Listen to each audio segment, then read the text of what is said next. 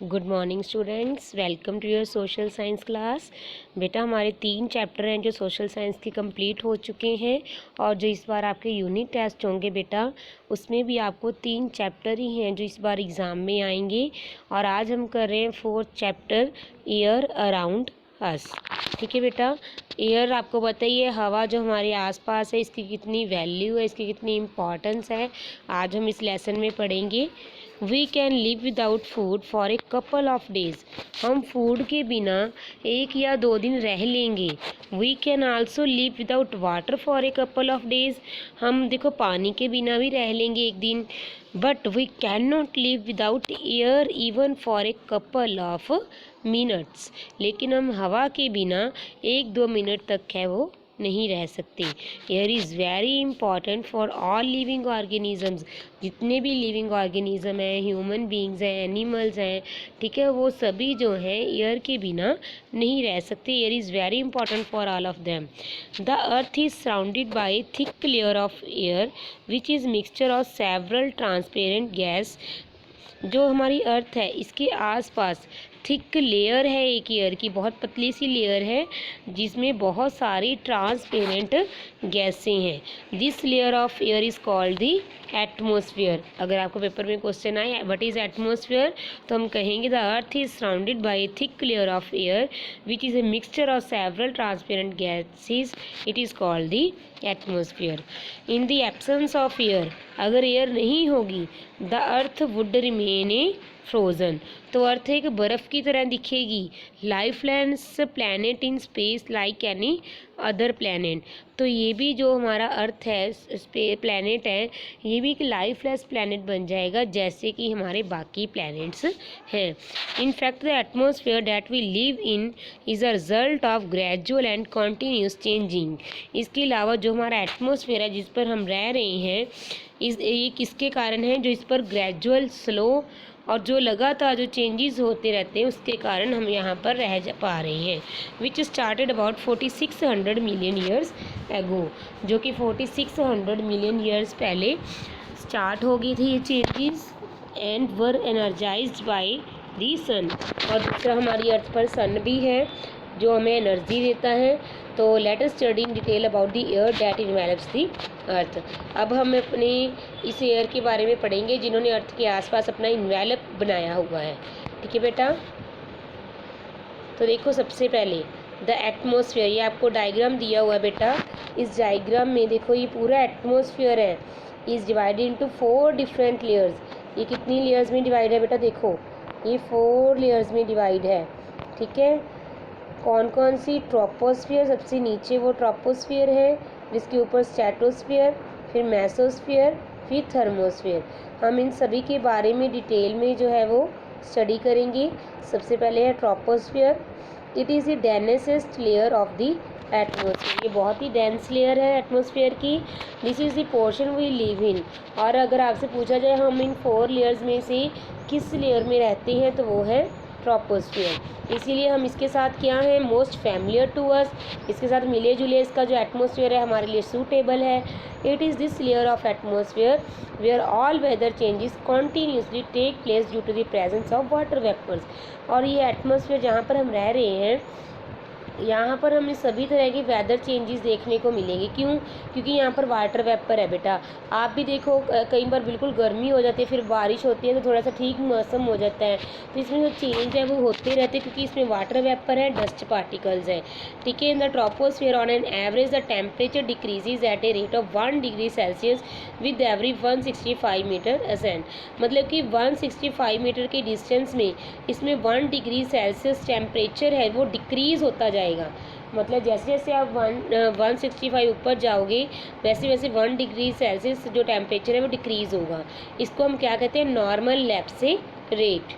ठीक है, this is why temperature is very low in high mountain. इसलिए देखो माउंटेन्स में जाते हैं, वो भी तो देखो कितनी ऊंचाई पर है, वहाँ पर भी टेम्परेचर है वो काफ़ी लो होता है। ठीक है बेटा, ये थी हमारी ट्रोपोस्फियर जहाँ पर हम रहते हैं। सेकेंड हम करेंगे stratosphere. Above the layer of troposphere lies calm and clear air which is called stratosphere. Troposphere के बिल्कुल ऊपर जो जहाँ पर बिल्कुल शांति है, हवा बिल्कुल साफ़ है, उसको हम कहते हैं stratosphere. The total absence of water vapours, लेकिन वहाँ पर ना आपको कोई वाटर वेपर मिलेगा, ना ही कोई डस्ट पार्टिकल मिलेगा, ठीक है। और इस लेयर में क्या होता है, जैसे उस लेयर में ट्रोपोस्फीयर में तो पूछा जाए तो ह्यूमन बींग रहते हैं, स्ट्रेटोस्फीयर में क्या होता है, फॉर्मेशन ऑफ क्लाउड्स, बादल बनते हैं, ठीक है। Thus it provides visibility at its finest. देखो बिल्कुल साफ हमें बताया, क्लियर एयर है तो हमें सब कुछ साफ साफ दिखाई देता है। Aircrafts often fly through the lower layer of the stratosphere. Stratosphere में क्या होते हैं, एयरक्राफ्ट फ्लाई होते हैं, मतलब एरोप्लेन हेलीकॉप्टर जो भी आप उड़ते देखते हो तो वो स्ट्रेटोस्फीयर में ही होते हैं। क्यों? Because it facilities visibility and this contributes to easy flying condition. अब आप देखो, अगर हमारे ट्रैपोस्फीयर में एरोप्लेन को कहा जाए कि यहाँ पर उड़ लें, ठीक है बेटा, तो ट्रैपोस्फीयर में एक तो देखो कितने वो तो एक दूसरे से टक्कर ही खा जाएंगे, मतलब नीचे हमारे कितना वो है, ट्रैफिक वगैरह है। लेकिन जो स्ट्रेटोस्फीयर है वहाँ पर एयर बिल्कुल क्लीन है, कोई डस्ट पार्टिकल्स नहीं है, तो वहाँ पर एरोप्लेन, हेलीकॉप्टर, प्लैनेट्स वगैरह जो भी हैं उनको कोई प्रॉब्लम नहीं आती। The zone which demarcates line of separation between these two layers, और एक लाइन है जो ट्रैपोस्फीयर और स्ट्रेटोस्फीयर को अलग करती है, उसको हम क्या कहते हैं, ट्रोपोपॉज। देखो बेटा, आपको मैं डायग्राम में भी दिखाती हूँ ट्रोपोपॉज। ये देखो बेटा, ये है हमारा सबसे नीचे ट्रोपोस्फीयर, और उसके ऊपर जो आपको दिया गया है ये है स्ट्रेटोस्फीयर। और जो लाइन, डॉटेड लाइन है, इसको अलग कर रही है दोनों को, उसको हम क्या कहते हैं, ट्रोपोपॉज। ठीक है बेटा, ट्रोपोपॉज के बारे में पता चला आपको, ट्रोपोस्फीयर और स्ट्रेटोस्फीयर, ठीक है। The temperature is almost constant in the lower part of the stratosphere, ठीक है। लेकिन अगर हम स्ट्रेटोस्फीयर के सबसे नीचे वाले पार्ट में देखें तो वहाँ पर टेम्परेचर कांस्टेंट रहता है ऑलमोस्ट, इसमें कोई चेंज नहीं आता, सेम सा ही रहता है। A special form of oxygen called ozone is found in the stratosphere. अगर आपको पेपर में आए कि ओजोन लेयर है वो किस लेयर में है, स्ट्रेटोस्फीयर में। और हमें ओजोन लेयर की तो पता ही है बेटा, बेनिफिट वगैरह, ओजोन लेयर तो आप छोटी क्लासेस में भी पढ़ते हो। The ozone layer is very important as it act as a filter and absorb harmful ultraviolet sun rays from reaching the earth surface। देखो स्ट्रेटोस्फीयर हमें पता है कि ऊपर है हमारे, हम ट्रैपोस्फीयर पे रह रहे हैं, ठीक है, तो वहाँ पर ओजोन लेयर है, ठीक है।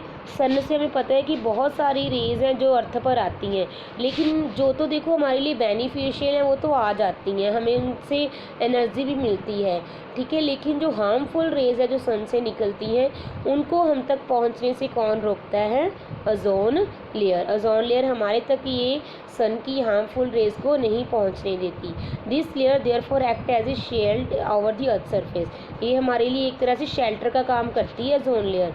In the absence of the ozone gas in the atmosphere, अगर हमारी एटमॉस्फेयर में ओजोन लेयर नहीं होगी, ओजोन गैस नहीं होगी, life would have been impossible on the surface of the earth. तो हम अर्थ पर अपनी लाइफ है वो एग्जिस्ट नहीं कर पाएंगे, क्योंकि सभी अल्ट्रावायलेट रेज है वो धरती पर आएंगे, तो हम कैसे ब्रीथिंग करेंगे अच्छे से, ठीक है बेटा। डू यू नो, देखो अभी, the ultraviolet rays of the sun can cause skin cancer and different kinds of allergies. अगर ओजोन लेयर नहीं होती तो सन की जो अल्ट्रावायलेट रेज हैं, हार्मफुल रेज है, वो धरती पर आती और उसका क्या नुकसान हो जाता था, हमें स्किन कैंसर हो सकता था, इसके अलावा बहुत तरह की एलर्जी थी वो हो सकती थी, जिससे हमें किसने बचाया हुआ है, ओजोन लेयर ने।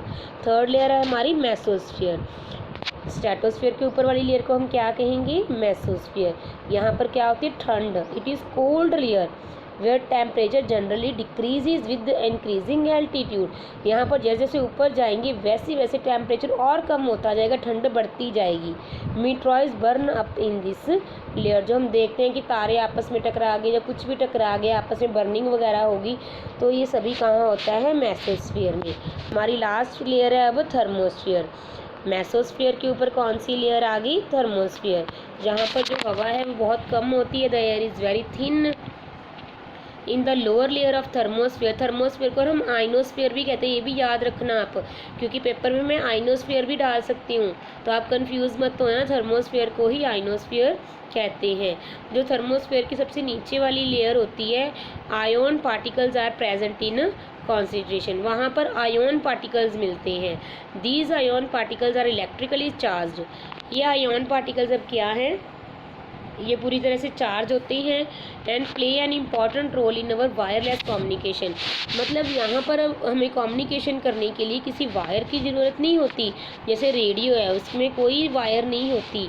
Radio waves can be sent to different places through this ion particle. देखो हम अपनी अर्थ पर रेडियो लगा रहे हैं, हमें कोई वायर नहीं लगानी पड़ती, फिर भी हम रेडियो को ऑन करके जो भी रेडियो में हमें न्यूज़ मिलती है, इन्फॉर्मेशन मिलती है, हम सुन सकते हैं। किसके कारण? थर्मोस्फेयर के कारण। थर्मोस्फेयर में आयन पार्टिकल्स मिलते हैं जो कि वायरलेस कम्युनिकेशन में हेल्प करते हैं। They enable wireless communication over the earth surface. मतलब इसी के कारण मिलता है। Beyond the thermosphere about 1600 kilometre above this earth surface the earth atmosphere gradually merges with very thin gases of the outer space. जैसे जैसे आप थर्मोस्फेयर में नीचे जाओगे या ऊपर जाओगे, 16, अगर हमारे अर्थ की बात करें, अबाउट 1600 किलोमीटर ऊपर जाओगे तो आपको थर्मोस्फेयर मिलेगी। ठीक है, तो अर्थ का एटमोसफेयर वहाँ पर कैसा होगा? वहाँ पर बहुत थिन गैसेज होंगी ऑफ द आउटर स्पेस, मतलब स्पेस से बाहर। ठीक है बेटा, ये आपकी मैंने 4 लेयर्स है वो करवा दी, ट्रोपोस्फियर, स्ट्रेटोस्फियर, मेसोस्फियर और थर्मोस्फियर। आपने याद रखना है हम रहते कहाँ हैं? ट्रोपोस्फियर में। और स्ट्रेटोस्फियर में मैंने आपको क्या बताया था? एरोप्लेन्स वगैरह फ्लाई करते हैं क्योंकि वो वहाँ पर एयर है वो बिल्कुल क्लीन होती है। और ओजोन लेयर है वो भी स्ट्रेटोस्फियर में होती है। मेसोस्फियर में क्या होता है? कोई भी बर्निंग, मीटरॉइड्स वगैरह बर्निंग वहीं पे होते हैं। और थर्मोस्फियर में वायरलेस कम्युनिकेशन में हमें हेल्प करता है। ठीक है बेटा, क्लियर हो गई है 4 लेयर्स? ओके बेटा, बाय बेटा।